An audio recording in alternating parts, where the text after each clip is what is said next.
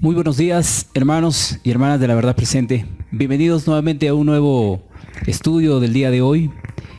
Estamos con nuestro hermano Eduardo y quisiéramos pues compartir el desarrollo de la lección de la semana que hemos tenido. Hermano Eduardo.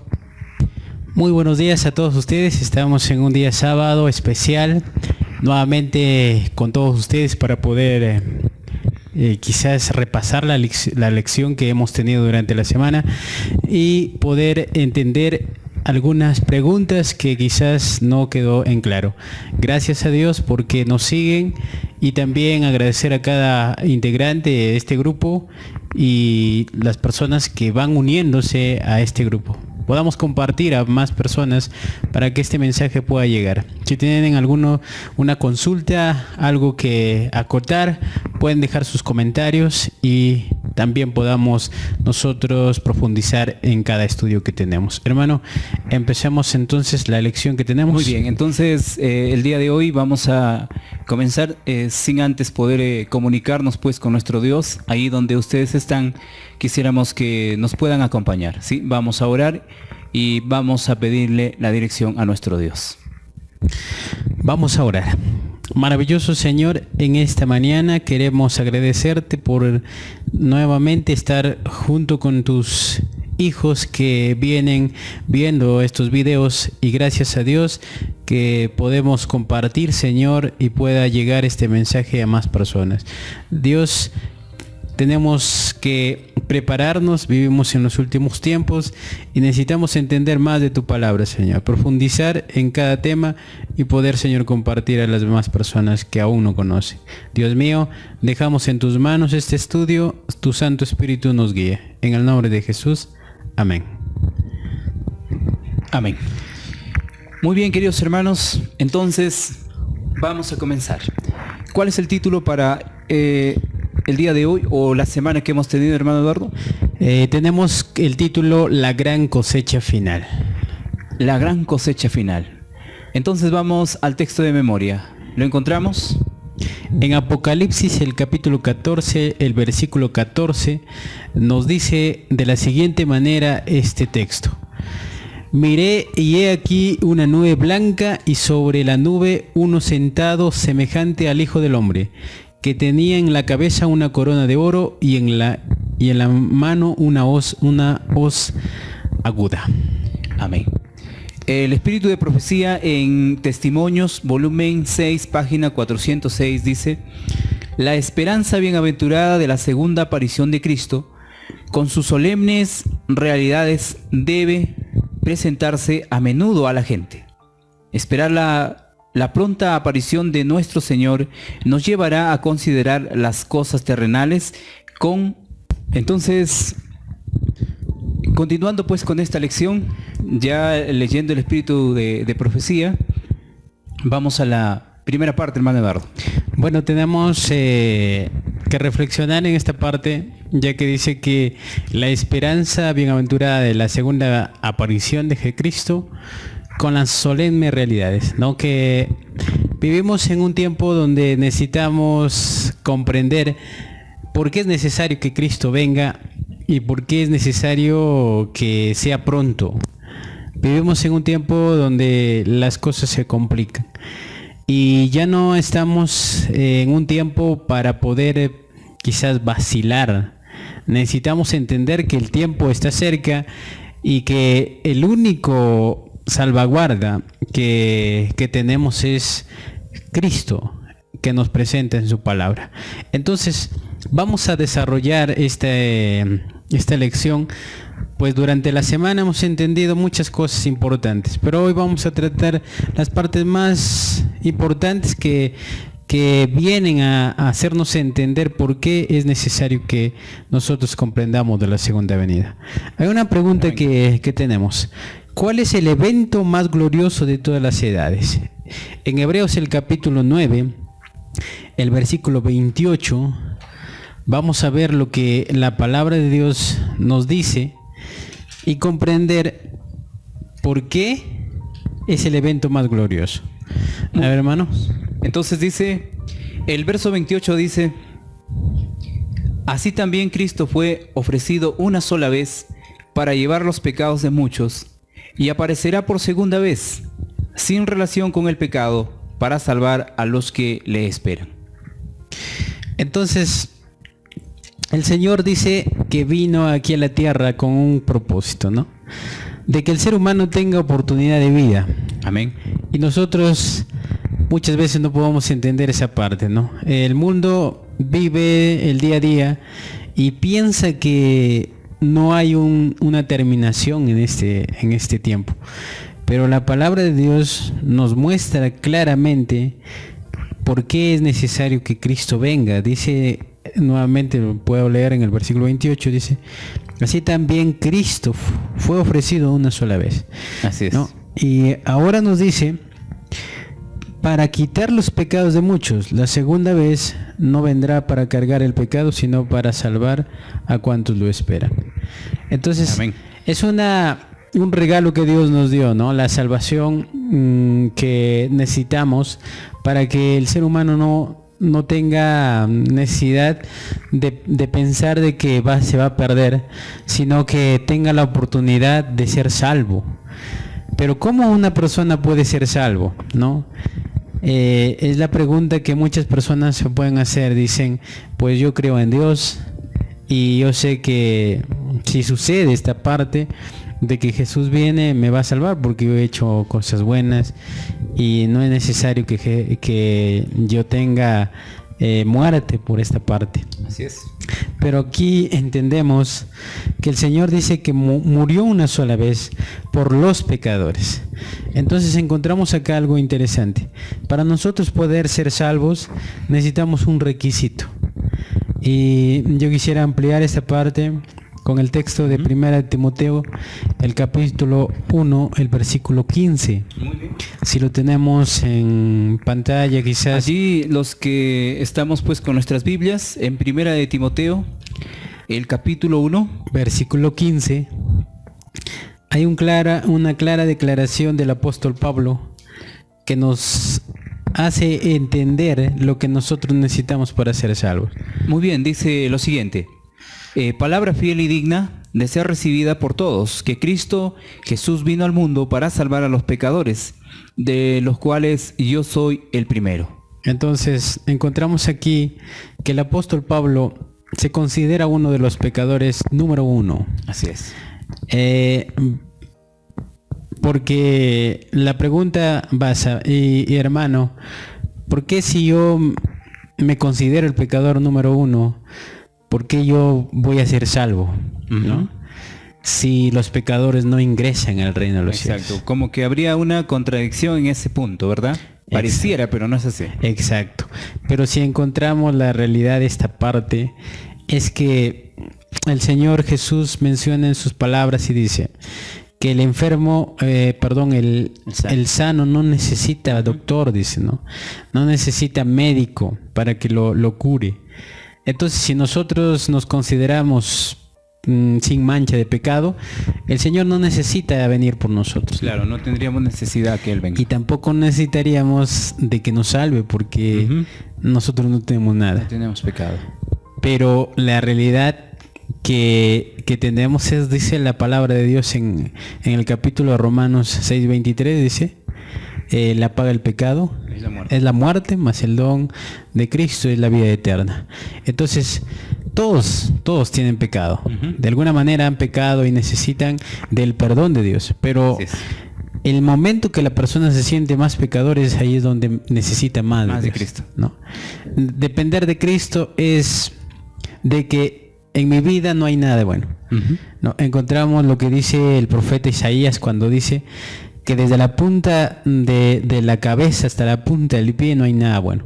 Entonces ahí nosotros vamos a poder comprender de que hay una parte muy interesante. Entra nuevamente a tallar que Cristo es nuestra justicia. Así es. ¿No? Entonces, por esa razón el Señor cuando viene con ese propósito. La pregunta que hacemos es, ¿cuál es el evento más glorioso de todas las edades?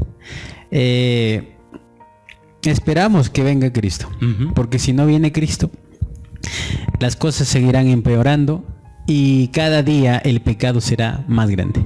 Hay algo interesante, hermano Eduardo, encontrar en ese regreso del Señor Jesús, que Maranatha lo menciona. ¿Cuál debería ser nuestro trabajo de nosotros? Y a eso nos estamos evocando, y la lección está tratando de este tema, de la segunda venida de Cristo. Y en Romanos, el capítulo 9, el verso 28, que lo acabamos de leer, anuncia cómo la profecía debería surgir para estos tiempos, ¿no? De lo que el apóstol menciona. Dice, en la profecía referente a la destrucción de Jerusalén, Cristo dijo: y por haberse multiplicado la maldad, el amor de muchos se enfriaría, mas el que persevere hasta el fin, éste será salvo. Y será predicado este evangelio del reino en todo el mundo, para testimonio a todas las naciones, y entonces vendrá el fin. Esta profecía volverá a cumplirse. La abundante iniquidad de aquel día halla su contraparte en esta generación. Lo mismo ocurre con la predicción referente a la predicación del evangelio.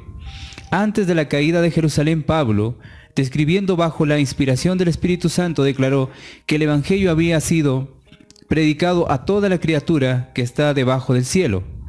Así también ahora, antes de la venida del Hijo del Hombre, el evangelio eterno ha de ser predicado a toda la nación, tribu, lengua y pueblo. Entonces, de lo que necesitamos comprender, o lo que estamos nosotros tratando de hacer, es apresurar la segunda venida de Cristo y mencionar que el evento de la segunda venida será impresionante para los que están preparados, no para los que pretenden estar preparados, sino para los que están preparados, ¿verdad? Así es. Es por eso que el comentario del Espíritu de Profecía en Deseado de todas las gentes, la página 739 y 740 nos dice: cuando Cristo regrese, todo el mundo lo sabrá y entenderá. Se dará cuenta de contra quién y contra qué pobres, débiles y finitos seres han estado luchando. Así es. ¿No? En este tiempo llegaremos a un tiempo de persecución donde la palabra no será bien recibida. Y vivimos en la actualidad momentos difíciles. Claro, estamos ya, como dice, a las puertas de lo que vendrá más adelante. Uno de los temas que hoy se ha vuelto de moda aquí, si nos están mirando en todo el mundo, podemos decir de que es la vacuna, ¿no? Así es. Por la causa de la vacuna, muchas personas están pensando o tratando de elegir por qué no debo vacunarme o por qué debo vacunarme. Entonces hay una pregunta y una persecución hacia las personas que no quieren vacunarse. Claro, se le estaría trabajando como que serían enemigos o de repente serían los culpables de la propagación de la enfermedad, ¿no? Exacto. Entonces es por esa razón que el Señor ve esa necesidad y está viendo por qué Él tiene que ya regresar, ¿no? O sea, estamos viendo los inicios que marcan un sendero donde el pueblo de Dios tiene que prepararse y esperar la segunda venida. Cuando Cristo venga, dice que será un momento maravilloso donde toda persona lo verá. Así es. Y los que hemos predicado este mensaje céntrico de Cristo, sabremos que Él nos va a proteger de todo momento, y cuando nosotros veamos el suceso de la segunda venida de Cristo, será maravilloso. Así es. No, por eso que acá la pregunta nos hace: ¿cuál es el evento más glorioso de todas las edades? Entonces vemos que la segunda venida, ¿no? Exacto. Es como, podemos decir, cuando nosotros tenemos a alguien de viaje que no le hemos visto por años y que es una parte importante de nuestra vida, cuando sabemos que esa persona va a venir, hay alegría, ¿no? Hay gozo. Le esperamos quizás con regalos. Pero este evento será más grandioso, porque todos los hijos de Dios que esperen la segunda venida sabrán que se acabó toda la persecución y la angustia que anteriormente se le tenía. O sea que la segunda venida, hermano y hermanos, marca la liberación del pueblo del pecado. Y eso es lo que ocurrirá en el tiempo del fin, cuando muchos, los que estén siendo perseguidos por algo que no hicieron, solamente que hay furia de parte del mal, atacando a hombres y mujeres que solo han tratado de vivir una vida piadosa ante su Creador. Entonces, lo que se puede venir para este tiempo es una gran tribulación o persecución, y es necesario que se hable de una segunda venida, porque la segunda venida marca la historia de la liberación del pueblo de Dios de todo pecado en la tierra. Exacto. Entonces, ya viendo lo que es el evento glorioso de la segunda venida, vamos a continuar nuestro estudio y ya vamos ahora a describir la segunda venida de nuestro Salvador. Muy bien, ¿Cómo será ese momento? Muchas personas pueden tener miedo en esta parte porque decir nosotros no queremos que todavía Cristo venga. ¿Por qué? Porque en la vida que vivimos hay un mundo de pecado y ellos saben que lo malo no puede estar con lo bueno. Así Entonces, una de esas partes es el temor que tienen. Y otra de las, podemos decir, preocupación es que hay amor más al mundo que a las cosas cristianas. Así es. Y específicamente este mensaje podríamos decir que es especialmente para los cristianos, para los que entre comillas dicen ser cristianos y que necesitan entender cómo será este maravilloso evento que llegará cuando Cristo vuelva. Entonces acá vamos a ver en Mateo capítulo 25, el versículo 31. Muy bien. Hay una parte interesante, hermano, cuando nos menciona aquí. A ver si lo podemos leer. Muy bien, ¿Tienes? describiendo pues ya la segunda venida de Cristo. Y sí, y es interesante resaltar esa parte, hermano Eduardo, que para muchos será alegría, pero para muchos también será tristeza, porque de acuerdo a lo que dice el texto, vamos a leerlo. Cuando el Hijo del Hombre venga en su gloria, dice, y todos los santos ángeles con él, entonces se sentará en su trono de gloria. La importancia de nuestro Señor es que Él ya no viene como la primera vez. Él viene como el Supremo Rey, como el Señor de señores, y viene en gloria. Algo que la gente no entendería qué significa la gloria de Dios. Exacto. Y vemos acá, dice, cuando el Hijo del Hombre venga en su gloria y todos los ángeles, entonces se sentará en su trono de gloria. Cuando Cristo vino en la primera venida a la tierra, vemos acá nosotros de que Él vino una persona tan humilde, con ropa muy humilde, con un hogar humilde, donde le menciona y dice que las zorras y los pájaros, las aves, tienen todos su lugar, pero el Hijo del Hombre no tenía lugar donde estar. Pero hoy el Señor es coronado como rey y viene ahora sentado, dice, en su trono. Y lo interesante aquí es que vamos a ver por qué el Señor es necesario que venga así. Así es. Y poder decir por qué las personas tienen que verlo así. En este tiempo, cuando se predica el mensaje, muchas personas rechazan este mensaje y dicen, no, el cristianismo, la Biblia es hecho por hombres.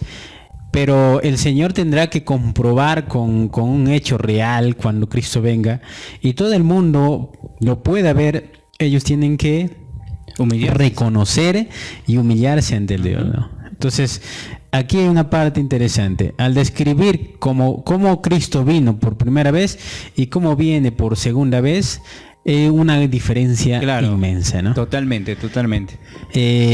Cristo viene coronado con sus millares de ángeles. Exacto. Todo su Antes, Cristo en el Getsemaní, Él estaba solo.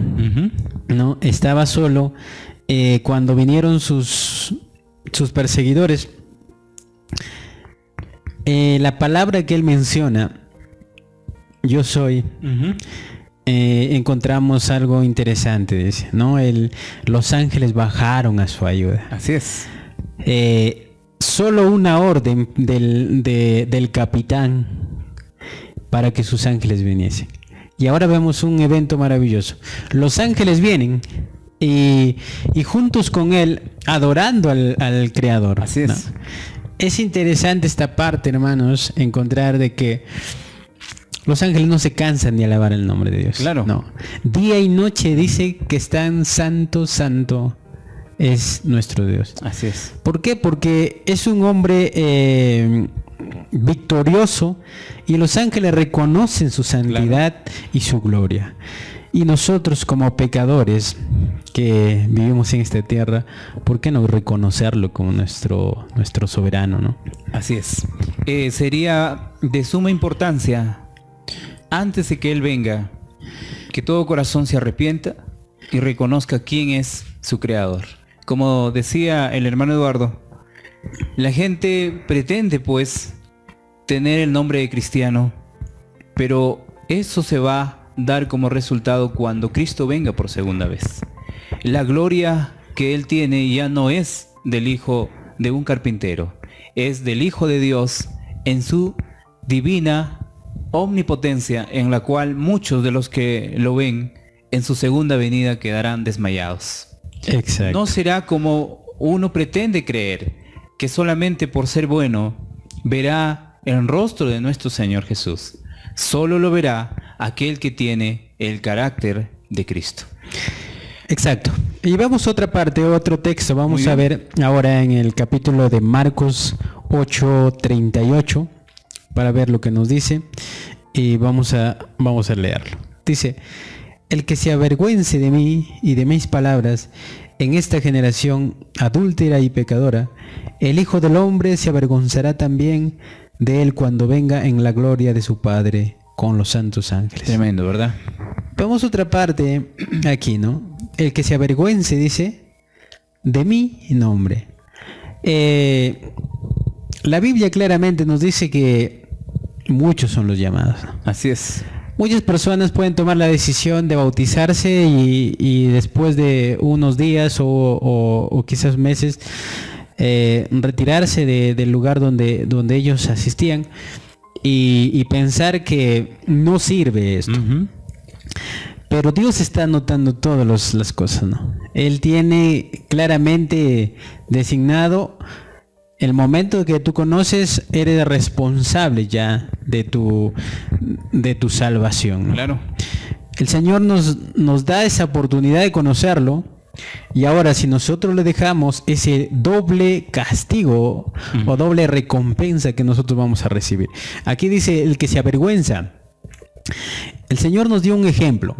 Muchas personas, denominaciones y también podemos decir hermanos que estudian la palabra, se equivocan al decir que Jesús vino con dos naturalezas, ¿no? Y decir, bueno, que cuando Él utilizó su poder, utilizó el poder divino, ¿no?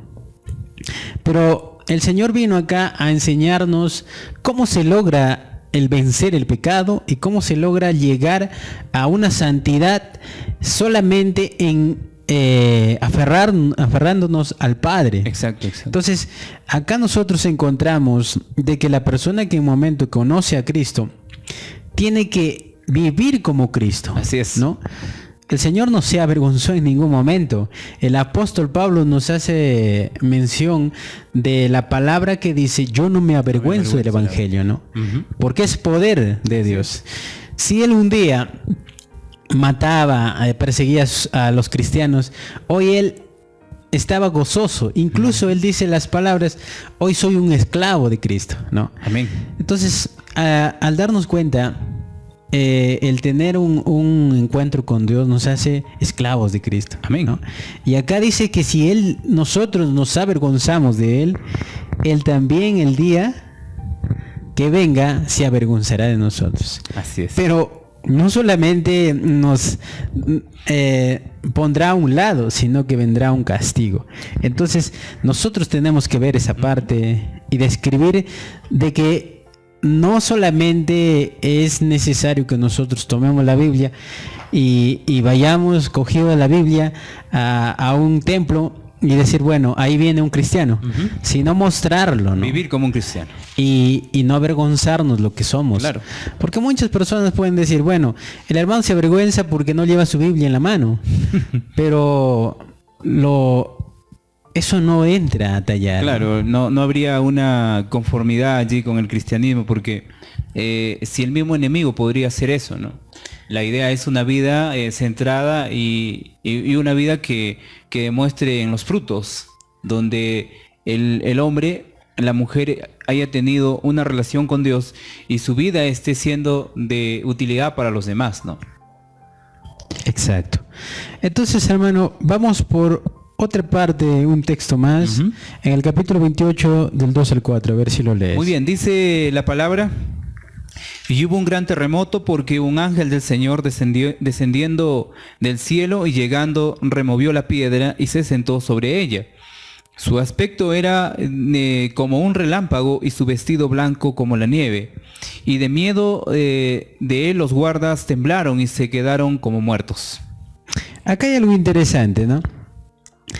El día de la resurrección de Cristo, el ángel del Señor baja a describir cómo será ese momento para los pecadores, ¿no? Tremendo, ¿no? Si nosotros nos damos cuenta, hoy nosotros podemos mirarnos, podemos quizás abrazarnos o hacer algunas cosas entre nosotros, humanos, pero si un ángel del Señor apareciese, hay una gran diferencia, ¿no? No lo soportaría. La santidad que tiene el ángel, el resplandor de su justicia que tiene la justicia de Cristo, nos mataría. Así es. Entonces acá vemos que el ángel baja y dice que los soldados se quedaron atónitos. Claro, completamente dice se desmayaron. En ese momento se desmayaron. Encontramos un poquito más que nos narra el espíritu de profecía. Nos dice que estos soldados se quedaron, dice, pálidos, ¿no? Exacto. Y algo que resaltar, hermano, es que eran los soldados valientes. Exacto. No eran cualquier soldado, era un soldado que representaba un carácter, pues, violento, porque ellos luchaban y por eso se los había puesto en la guardia. Pero nota que allí tenemos un punto importante de escribir, que el hombre no es nada. En cierta parte, el hombre es polvo. Y así como es, de alguna manera va a regresar a ser, porque la gloria de Dios es lo que va a revivir al ser humano. Exacto, mire, encontramos aquí mencionando esa parte, los soldados, dice que no lo narra la sierva de Dios, dice que estos soldados que nunca habían temido morir, estaban temblando. Hoy estaban aterrorizados. Exacto. Por lo que estaban viendo. Y si los soldados que nunca tuvieron miedo en morir, exacto, estuvieron en muchas batallas, hoy tenían miedo ante la presencia de un ángel, ¿cuánto más nosotros que quizás no hemos estado en una guerra? Claro, no sabemos lo que es muerte. No hemos estado a punto de morir y ver a Cristo y en ese momento nosotros caer a tierra. Así es. Pero el Señor nos narra de que Él va a proteger a su pueblo en el sentido. Es por eso que cuando Pablo escribe la carta a los hebreos, menciona la santidad que tiene que tener el pueblo de Dios para que pueda encontrarse. Hay algo interesante en esta parte, hermano, y quisiera yo recalcar. Muchos predicadores, incluso pastores, dicen que aquí en la tierra nosotros no podemos ser santos, claro, ¿no? Claro. Pero nos reflejamos a Cristo. Así es. Entonces, si un cristiano se refleja a Cristo, dice el Señor Jesús dijo claramente, ejemplo os he dado para que como yo he hecho, ustedes también lo hagan. Amén. Entonces, si Él ha sido santo, nosotros también debemos llegar a esa santidad. Pero hay algo importante, hermano Eduardo, que muchos dirían, pero entonces, ¿cómo el capítulo 3 de Romanos y el verso 10 dice que no hay justo ni aún uno.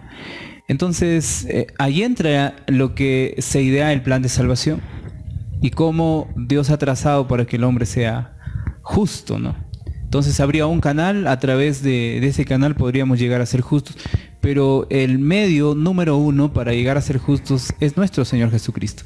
No hay otro hombre bajo a los hombres, en quien podamos ser salvos. Exacto. Por esa razón, cuando nosotros leemos Fe y Obras, claramente nos dice el punto principal que necesitamos para nosotros llegar a la santidad.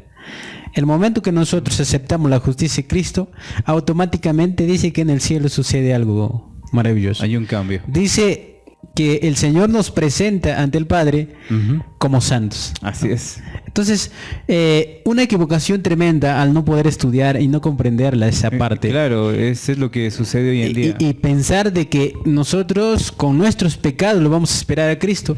Y cuando Cristo venga nos va a cambiar, nos va a transformar. Claro, eso es algo ilógico, porque si notas la idea, hermano Eduardo, lo que dice Camino a Cristo, que si un hombre entrara al cielo, dice que sería una tortura para él. No, si un hombre con sus pecados entrara al cielo sería una tortura para él. Entonces, algo ilógico que cuando el Señor venga y yo esté con mis pecados, ¿cómo voy a poder subir al cielo con él?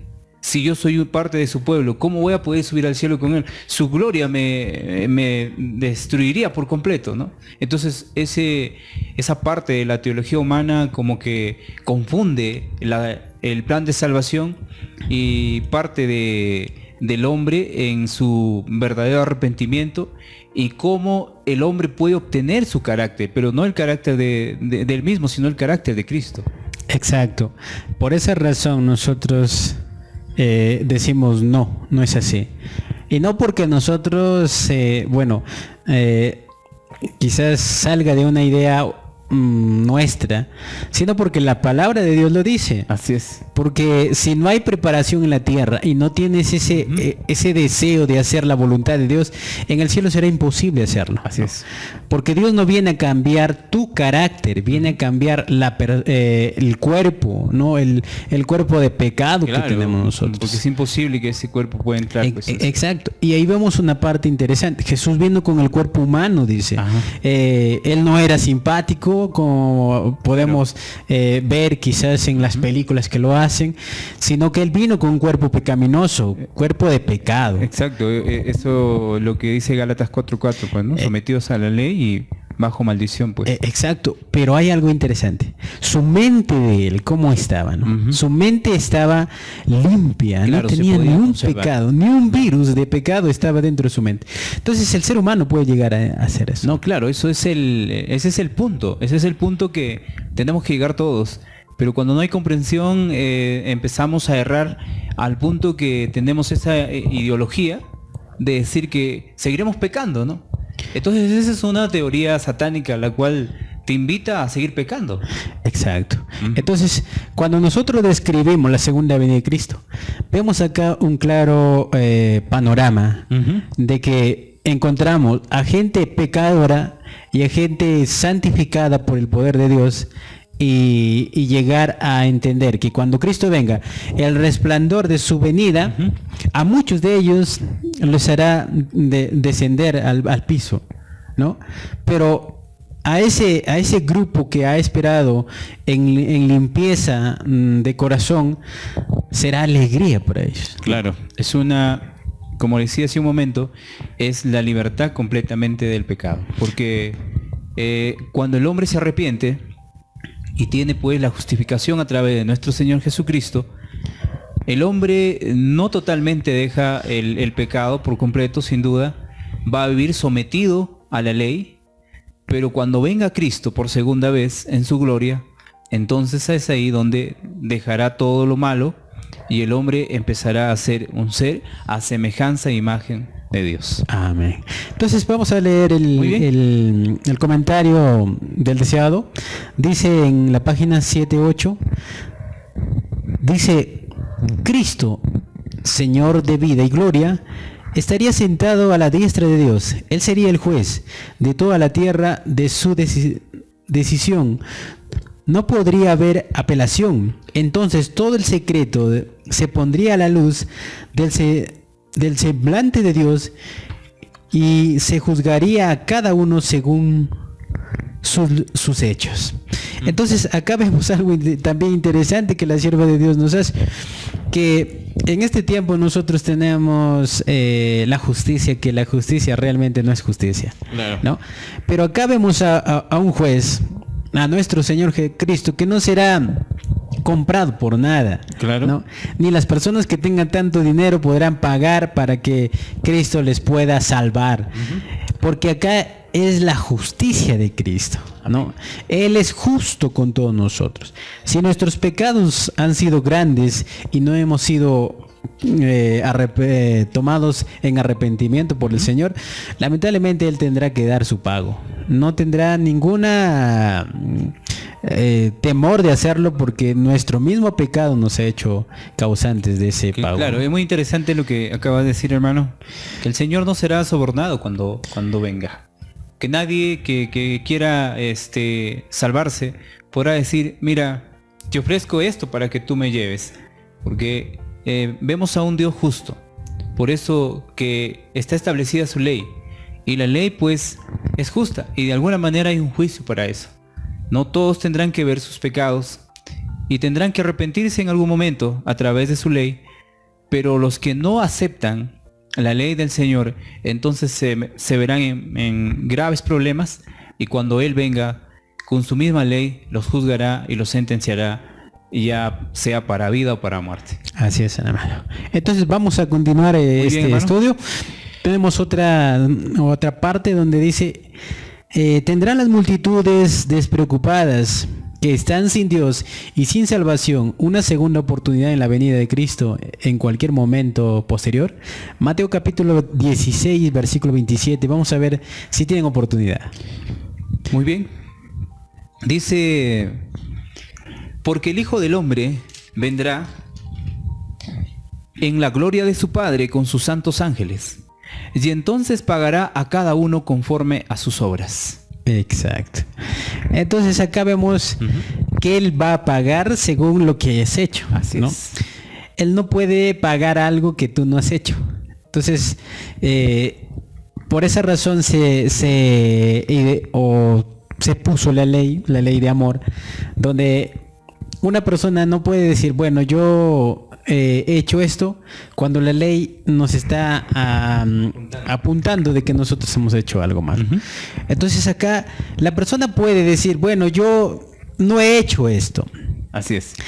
Pero el Señor lo tiene todo anotado. Claro, claramente en Eclesiastés el capítulo 12, 14 dice que Dios traerá toda cosa oculta, sea bien o sea mal, Él lo traerá a la luz. No se va a poder escapar nada de eso. Entonces, si alguna persona puede decir, bueno, yo voy a tratar de esconder este pecado. No, nadie sabe, ninguna persona lo sabe. Pero Dios lo sabe todo. Entonces, cuando nosotros estemos frente a Él y queramos quizás decir lo que no hemos hecho, el Señor pondrá en nuestras manos o en nuestra vista para darnos a entender de que nosotros hemos pecado. Hermano Eduardo, hay algo que podemos resaltar en esa parte, donde podemos ver lo que dice el texto, que Él vendrá a pagar a cada uno según sus obras, dice, ¿no? Entonces, los hombres tienen que entender, y tiene que estar claro esa parte, que no son las obras humanas las que Dios las va a pagar, ¿no?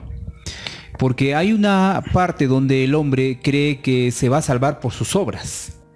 Entonces, no son las obras humanas las que el Señor va a pagar, sino es la obra de Dios hecha en el hombre.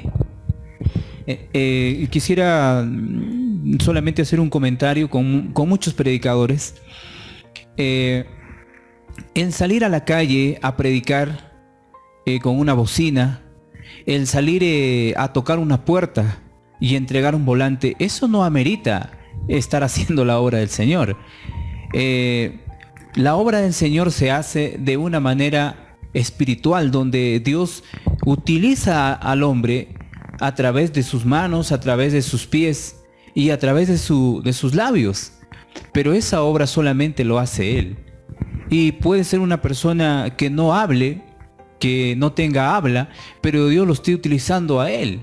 Y puede ser con las manos. Entonces, ¿y qué hace esa persona? Está predicando, está guardando sus mandamientos. Entonces a esa persona vendrá y lo pagará de acuerdo a su trabajo que ha hecho.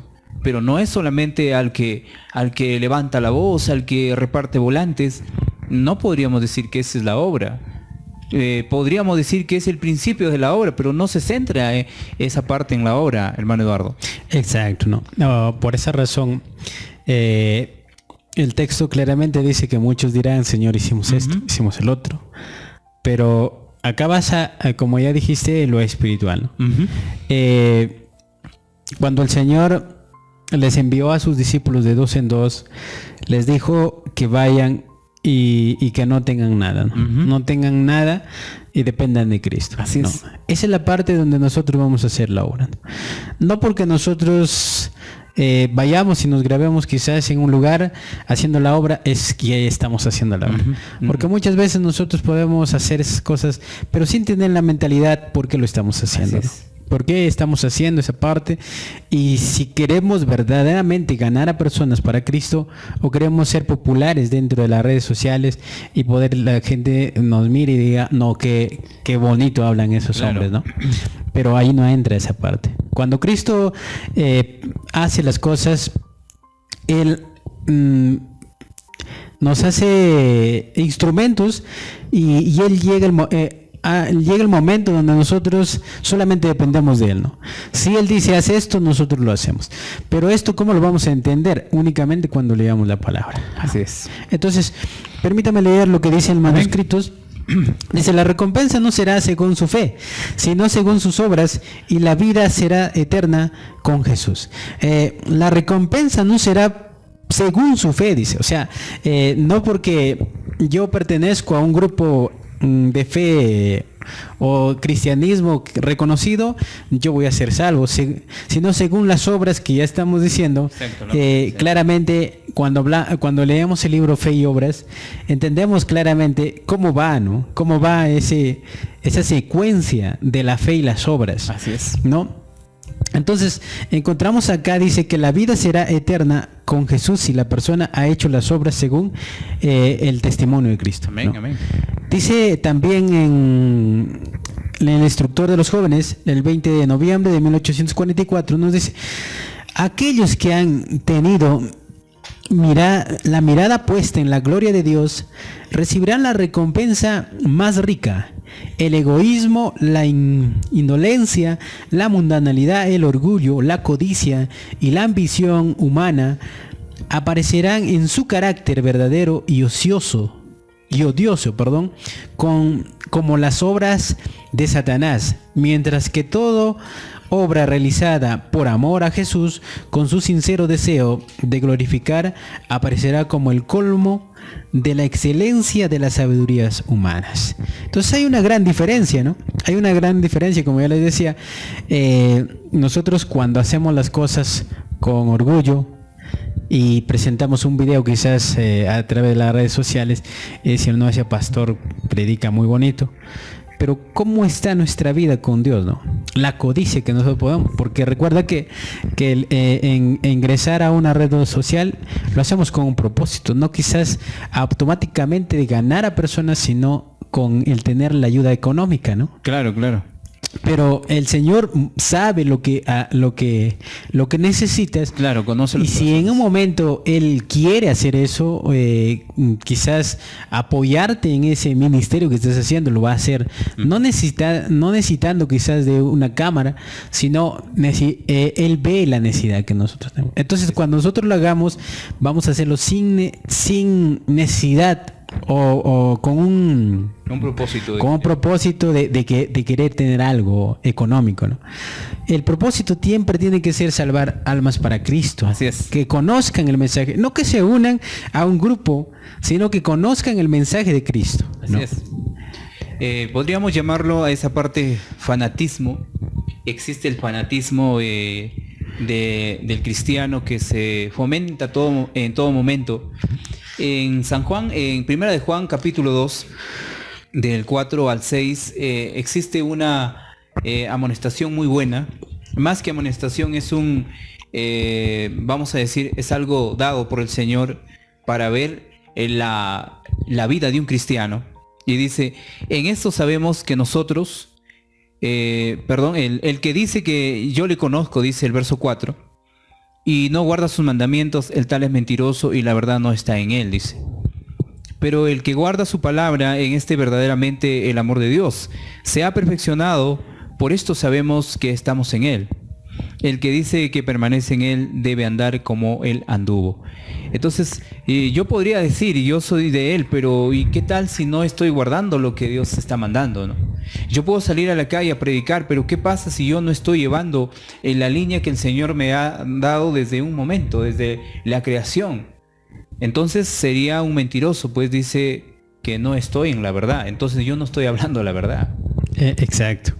Entonces esa parte nosotros tenemos que tenerlo bien en claro, ¿no? Cuando el Señor viene, no va a salvar a la persona por lo que ha hecho. Por la cantidad que ha hecho. No. Porque unas personas pueden decir, yo llevé a 20, 30, 40, 50 personas al bautismo y por esa razón necesito la recompensa. Exacto. Ya está. Imagínate que el ladrón, No. ¿cuántos llevó al bautismo?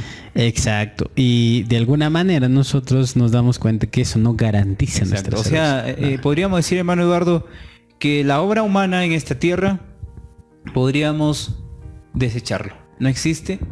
Para la salvación no sirve. Para nosotros como humanos podría servir, pero para la salvación no sirve. Exacto.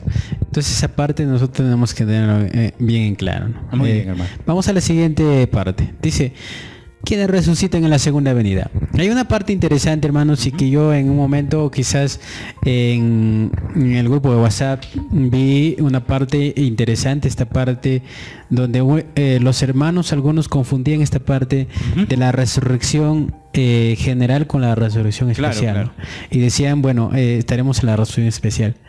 Pero acá vamos a ver que esta resurrección no tiene que ver nada con la resurrección especial. Creo que ya hemos estudiado el tema de la resurrección especial, que por algo es especial. Claro. Pero hoy vemos una resurrección que también marca el límite de las personas, pero que esta es otra resurrección. Y los hermanos que están viendo, los amigos, pueden decir, hermano, ¿y cómo es esto, no? Y claramente el texto nos va a decir a quienes consideran esta resurrección. Hermano, si podemos leer 1 Corintios capítulo Muy bien. 15, 51 al 58. En 1 Corintios, el capítulo 15, ¿verdad? Exacto. Del 51 al 58. Muy bien. Entonces la palabra del Señor dice así. He aquí, os digo un misterio. No todos dormiremos, pero todos seremos transformados. En un momento, en un abrir y cerrar de ojos, a la final trompeta, porque se tocará la trompeta, y los muertos serán resucitados incorruptibles, y nosotros seremos transformados. Porque es necesario que esto corruptible se vista de incorrupción, y esto mortal se vista de inmortalidad. Y cuando esto corruptible se haya vestido de incorrupción, y esto mortal se haya vestido de inmortalidad, entonces se cumplirá la palabra, está escrita, sorbida está la muerte en victoria. ¿Dónde está, oh muerte, tu aguijón? ¿Dónde, oh sepulcro, tu victoria? Ya que el aguijón de la muerte es el pecado, y el poder del pecado, la ley. Mas gracias sean dadas a Dios, que nos da la victoria por medio de nuestro Señor Jesucristo. Así que, hermanos míos, amados, estad firmes y constantes, creciendo en la obra del Señor, siempre sabiendo que vuestro trabajo en el Señor no es en vano. Exacto. Aquí nos vamos a trasladar al Monte de los Olivos, cuando Jesús le hace una aclaración a sus discípulos, ¿no? El Señor dice, no quedará piedra sobre piedra, y que todo esto no sea derribado, ¿no? Sabemos que tiene dos cumplimientos esta profecía, tiene ¿no? dos partes que se representan. Pero el Señor Jesús se explaya mucho más en la segunda venida de Cristo, ¿no? Claro, claro. Cuando él dice, y tengan en cuenta esto, lo que va a suceder. Él menciona, todo el capítulo 25 menciona de lo que va a suceder. Pero acá hay algo interesante. El conflicto de los siglos nos dice claramente, nos narra exactamente por qué era necesario que los discípulos supiesen y que no supiesen una parte, ¿no? Ujú. Y la parte que ellos no, el Señor Jesús no quisieron que supieran es que iba a demorar mucho más la segunda venida Claro. que ellos pensaban. Entonces acá vemos a Pablo. Pablo dice, y nosotros los que estemos Claro, vivos. también Pablo se ¿No? presentaba ya para ese tiempo. Entonces, Pensaba él, ¿no? él pensaba que en la segunda venida él iba a esperarlo vivo. Claro, por eso. Porque él no pensaba de que iba a tardar mucho tiempo. Estamos en el 2021, ya llegando al 2022, y Pablo no pensaba que va a pasar esos años. Y Pablo se aseguraba de que él iba a ver a Jesús. Sí. Pero vemos en el capítulo 2 de Timoteo 4 que él va al descanso. Claro, Pablo menciona que Y Pablo no ve la segunda venida de Cristo vivo. Pero menciona acá algo interesante y dice, no todos van a dormir. Exacto. Y esa de que todos no van a dormir es que Ya. va a haber un grupo que va a permanecer Exacto. vivo. O sea, Pablo podría referirse en dos partes, tanto en lo que él pensaba estar vivo y en los que estarán vivos cuando Cristo venga. Exacto. Entonces, pero acá encontramos una parte interesante. No que Pablo se ha equivocado, Claro, sino no. que Pablo no pudo estar en ese lugar. Pero se cumple esto. Ujú. Y vemos en conflicto otra parte, y ahí es donde entra la resurrección especial. Así es. Entonces, la resurrección especial, veíamos en los estudios anteriores, que dice que es solamente un grupo que resucita en esa etapa. Tiene una característica. Y ese grupo que resucita, dice el Espíritu de Profecía, que son los que murieron en el mensaje del tercer ángel, los que resucitan en esa primera resurrección. Y acá menciona otra resurrección. Y acá el apóstol Pablo dice que los que estén en las tumbas van a resucitar.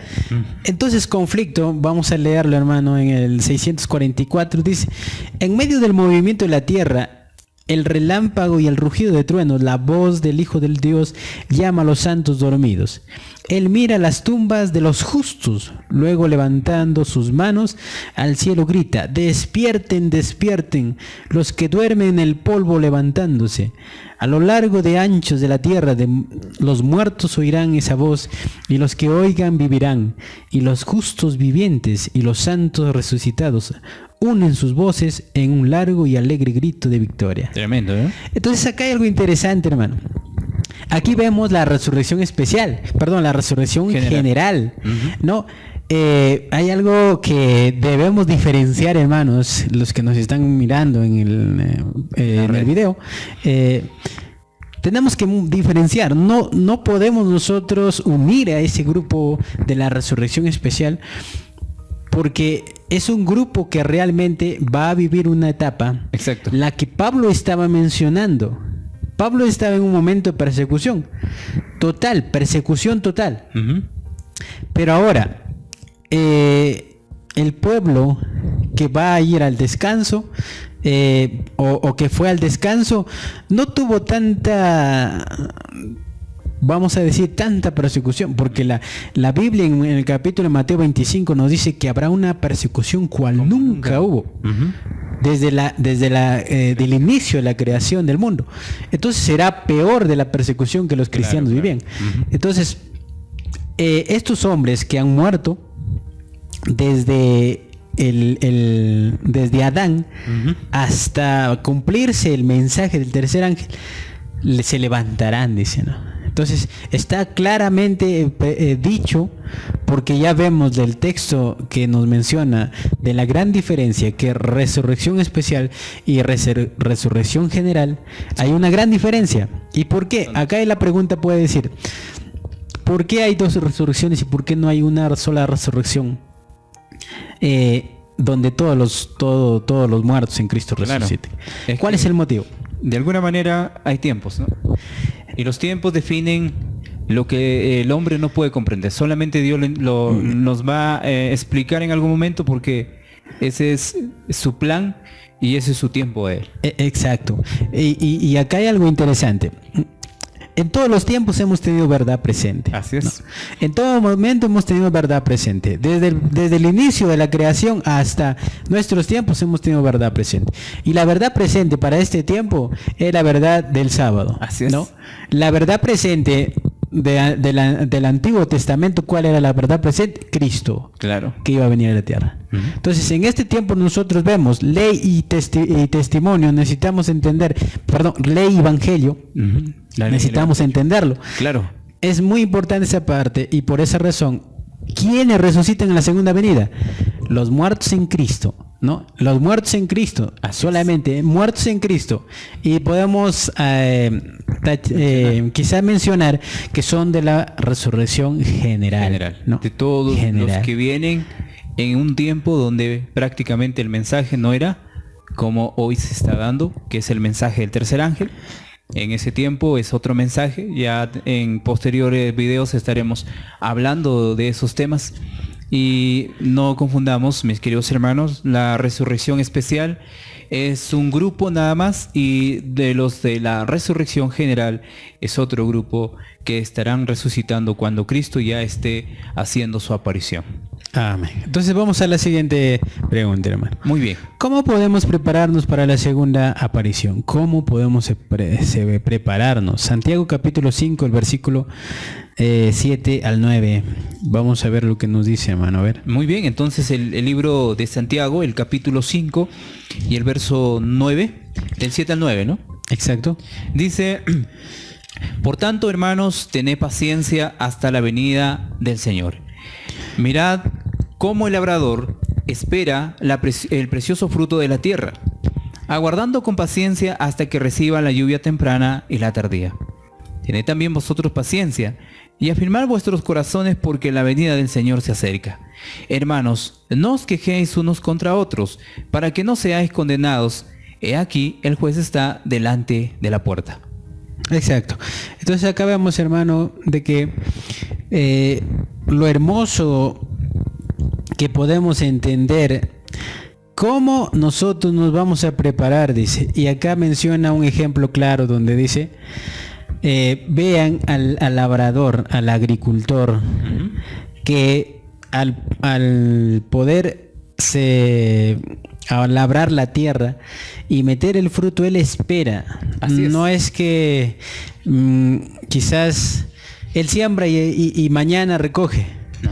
Sino que él tiene paciencia. Hay un lapso de tiempo, ¿no?, para que crezca la semilla. Y acá menciona de una lluvia que es temprana y la lluvia tardía. Los que quizás saben un poco de la agricultura, es algo interesante, ¿no? Donde los agricultores que labran la tierra entienden que hay dos lluvias. Así, ¿no?, es.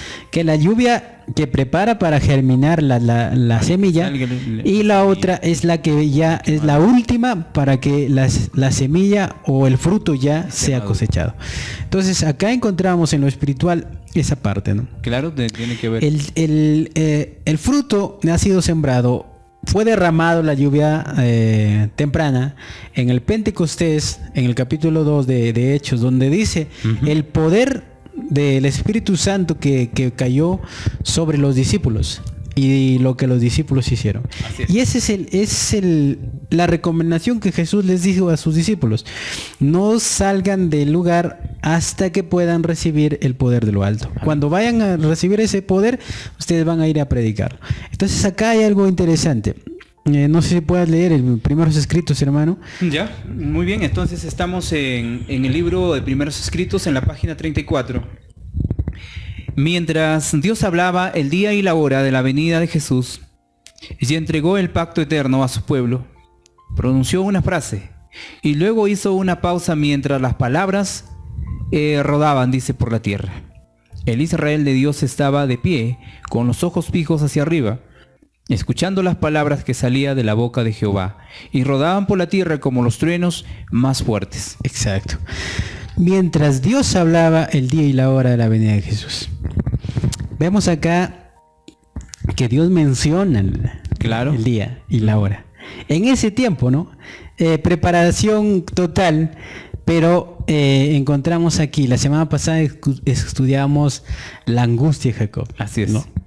Después de estar angustiados, no entraron en pánico el pueblo de Dios. Así es. Aún con su angustia, ellos no entraron en pánico y dejaron todo y se marcharon. Ellos, a pesar del miedo, el temor que tenían por los agresores que estaban a punto de encontrarlos, ellos esperaron la promesa de Dios. Amén, amén. Entonces aquí en este momento nosotros encontramos que la preparación de la segunda venida, vamos a prepararnos con el sentido de paciencia. Así es. El apóstol Pablo dice que nosotros debemos tener paciencia.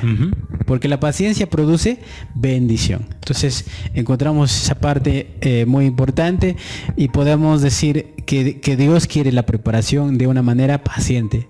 Así es. No corramos, ¿no? Es claro lo que dice el capítulo 14 de Apocalipsis, verso 12. Aquí está la paciencia de los santos, los que guardan los mandamientos de Dios y tienen la fe de Jesús.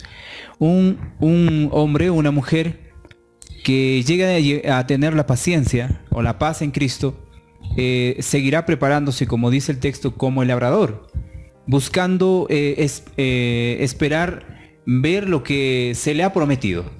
Y esta promesa se ha dado ya hace mucho tiempo.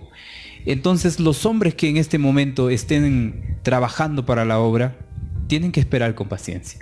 No puede haber una desesperación en ellos. Muchos personajes, hermano Eduardo, han ido al descanso renegando de la fe. Muchos dijeron, pero yo he esperado tanto tiempo y no se ha cumplido la promesa. ¿Qué pasó? ¿Qué sucedió? Y muchos de ellos renegaron y posiblemente no despierten para la vida eterna.